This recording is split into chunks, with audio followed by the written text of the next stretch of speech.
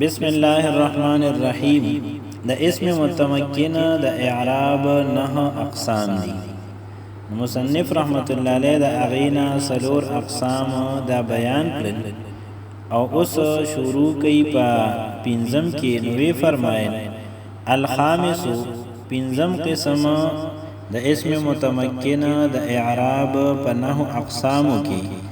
ان اغدادي یکون الرفع بالالف چې د دې حالت رفعی با دا په الف سره یعنی د دې په حالت رفعی کې با علامت د رفع دا الف ګڼل شي والنصب والجر بالياء المفتوح ما قبلها او د دې حالت نسبی او جری دا دواړه په یا سره دا سیا چې مفتوح وي هغه حرف کم چې د اغین مخ کې وي یعنی یا و ساکن وی او د اغین مخ کې حرف چې دی نو دا با مفتوح وی نو دا حالت نسبی او جری دواړو علامت یعنی په حالت نسب کې به هم او په حالت جر کې به هم یا راغلی وی او د یا نه به ما قبل مفتوح وی او مونږه با پدې کې څنګه پیژنګلو کو چې یا دلته کې د نسب دا او کو یا د جر د پاره دا نو د عامل نه به پته لګي که عامل په د نسب راغلی وي دغلته کې به یا ما قبل مفتوح دا علامت د نسب وي او کو عامل په د جر وي نو په دغه ځای کې به یا ما قبل مفتوح دا علامت د جر وي ويختص او دا پنځم قسم د اعراب چې په دغه طریقه دی په الف او په یا سره دی دا خاص کولی شي بالمثنى په تثنیه پوری وکلا وکلتا مضافین الی مضمر او کلا او کلتا پوری خاص کولی شي چې دا دواړه مضاف فی د ضمیر طرف ته واسنان واسنتان او اسنان او اسنتان پوری خاص کولی شي تقولو تبوی د دې په مثال کې جاءن الرجلان کلاهما واسنان واسنتان دا په حالت رفعی کې ورأيت الرجلين كليهما واثنين واثنتين دا په حالت نسبی کې ومررت بالرجلين كليهما واثنين واثنتين دا په حالت جری کې پړومبني مثال کې الرجلان كلاهما اثنان اثنتان دا مرفوع دي او په دې ځای کې عامل د رفع دا جاء فعل دي او د دې په موقع د فاعل کې دا واقع شوی دي نو په دې وجه باندې په الف سره د دې رفع راغلی د مرفوع دي او رأيت الرجلين كليهما اثنين اثنتين په دې کې رأيت دا فعل با فاعل دي او دا رأيت فعل دا عامل د نسب دی په مفعول به کې چې الرجلين دي كليهما دي اثنين دي اثنتين دي په دې ځای کې یا ما قبل مفتوح چې دا نو دا علامت د نسب دی ځکه عامل د نسب پر راغلی دی او مررت بالرجلين كليهما واثنين واثنتين په دې ځای کې په الرجلين كليهما اثنين او اثنتين کې یا ما قبل مفتوح دا علامت د جر دی ځکه با حرف جر په دې داخل شوی دی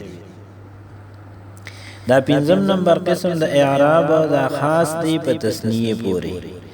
او د تثنیه چې کوم ملحقات دي نو دا هغه پورې خاص دي تثنیه دا یو حقیقی ده او بل تثنیه سوری ده او بل تثنیه معنوي ده تثنیه حقیقی دا ستوي دا هغه تثنیه ده چې د دې په آخر کې الف راغلی وي یا په آخر د دې کې یا ما قبل مفتوح راغلی او د دغه الف نه بعد او د دغه یا ما قبل مفتوح نه بعد نون مکسوره راغلی یعنی که الف پکې راغلی او نون مکسوره پکې راغلی اخر کې ندام تثنیه ده او کو یا ما قبل مفتوح پکې راغلی او د عین بعد نون مکسور راغلی وي نو دا هم تثنیه ده نو یو صفت خو پکې دادی چې د دې په لفظ کې با په اخر کې الف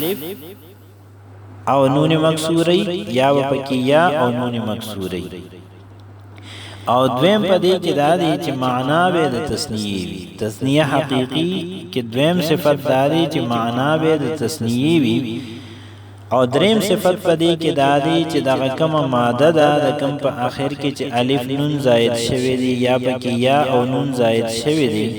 نو په دغه ماده کې به دا مفرد هم لري یعنی د دې مفرد به هم په دغه ماده کې وي لکه څنګه چې رجلان او رجلین دي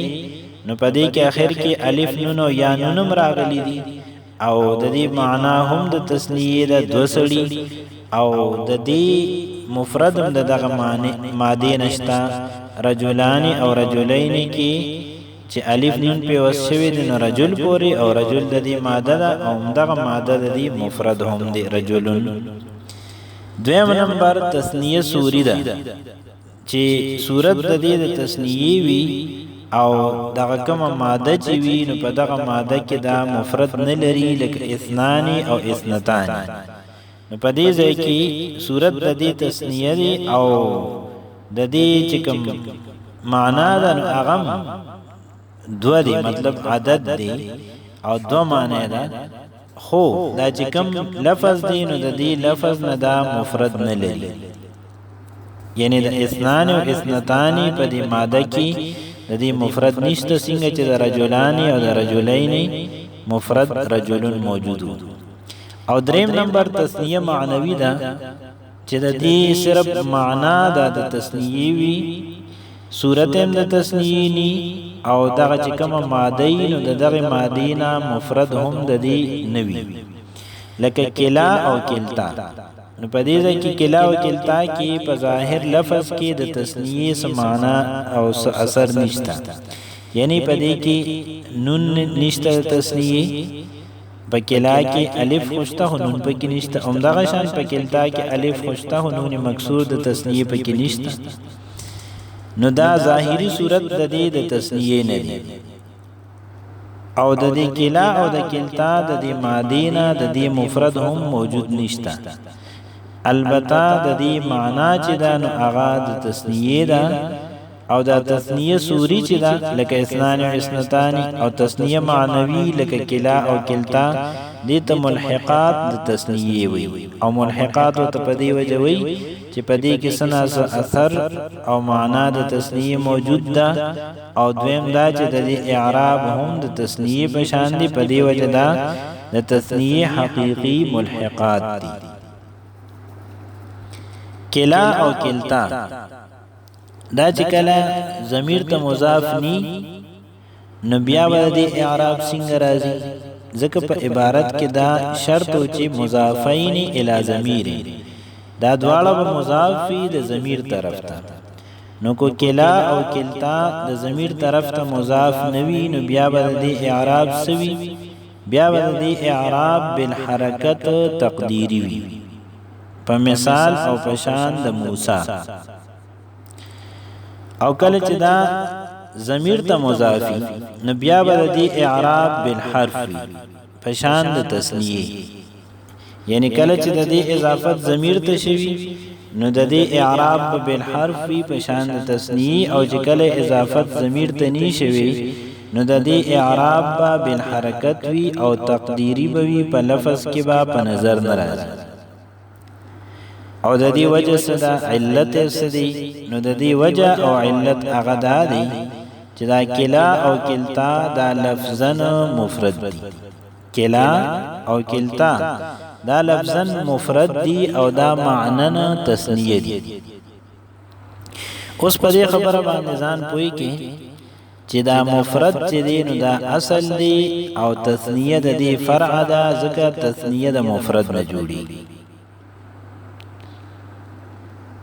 نو کله چې د دې اسم ظاهر ته اضافت شوی وي نو دا اسم ظاهر هم د اسم ضمیر په مقابله کې اصل دی مفرد دا اصل دی او تثنیه فرع ده کلا او کلتا لفظا مفرد دی او معننا تثنیه دی نو مفرد اصل دی او تثنیه دا فرع ده او کله چې د دې اسم ظاهر ته اضافت شوی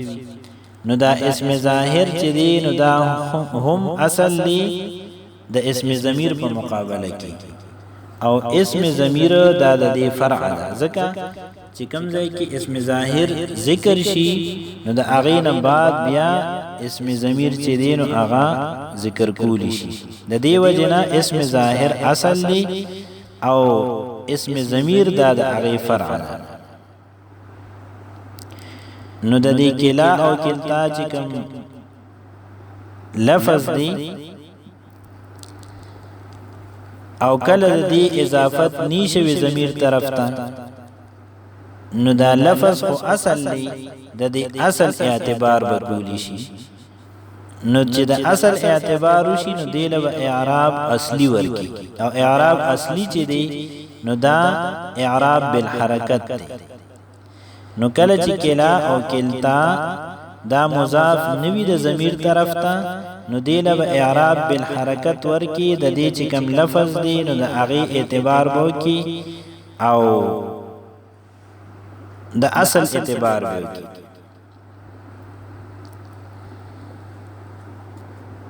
او تقدیری به ولې ورکې، دا دویمه خبره ده. تقدیری به ځکه ورکې چې په دې کې صلاحیت نشته چې دا اعراب بالحرکت لفظي چې دی نو هغه قبول کی، دا ځان له خبره ده. او کله چې د کلا او کلتا اسم ضمیر ته اضافت وشي، نو په دغه ځای کې ضمیر چونکې فرع ده، نو بیا به د دې کلا او د کلتا چې کومه معنا ده د تثنیې او هغه تثنیه هم فرع ده، نو د هغې فرع اعتبار به کولی شي او دې ته به اعراب فرعي ورکې، اصلي به نه ورکې. اعراب فرعي چې دی نو هغه اعراب بالحرف.